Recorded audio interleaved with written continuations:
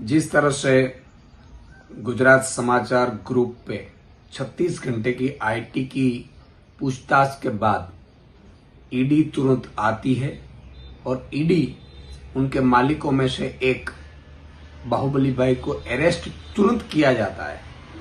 ये पत्रकारिता पे हमला है, ये लोकतंत्र के चौथे पिलर पे हमला है।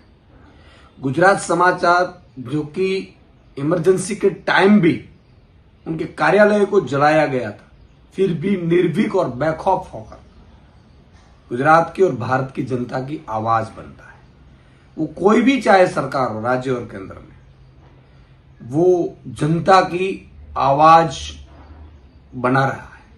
सालों से यही आता रहा है। लेकिन यही शासक जब विपक्ष में था तब गुजरात समाचार उन्हें बहुत अच्छा लगता था।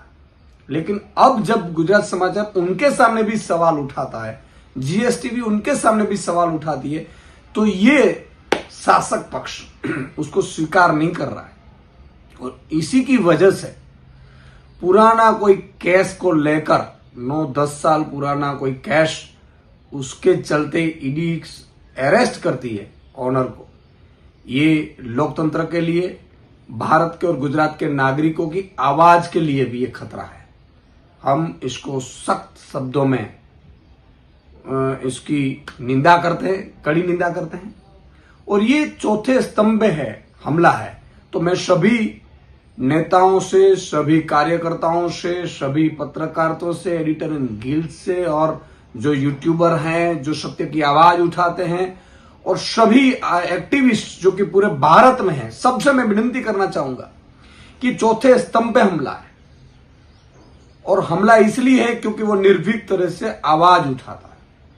तो ये जनता की आवाज पे, जनता की आवाज को दबोचने के लिए किया गया कृत्य है, कायराना कृत्य है। ईडी सीबीआई का और इनकम टैक्स का हम किस तरह से दुरुपयोग देखते आए।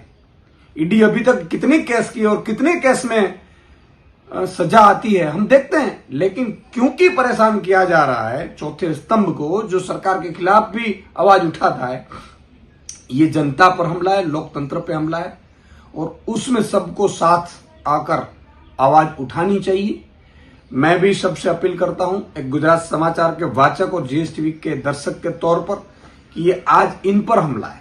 सभी पत्रकार, सभी जो भी विपक्ष के नेता हो, शासक पक्ष के नेता हो, जो सत्य की आवाज के साथ चलते हैं, सब इनके साथ खड़े होकर आवाज उठाए।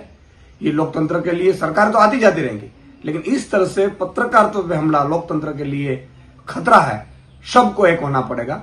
और इस तरह की कायराना हरकत जो केंद्र सरकार कर रही है, यहां पे कर रही है, वो कहीं पे भी करे वो गलत है। जय हिंद, जय जय भारत।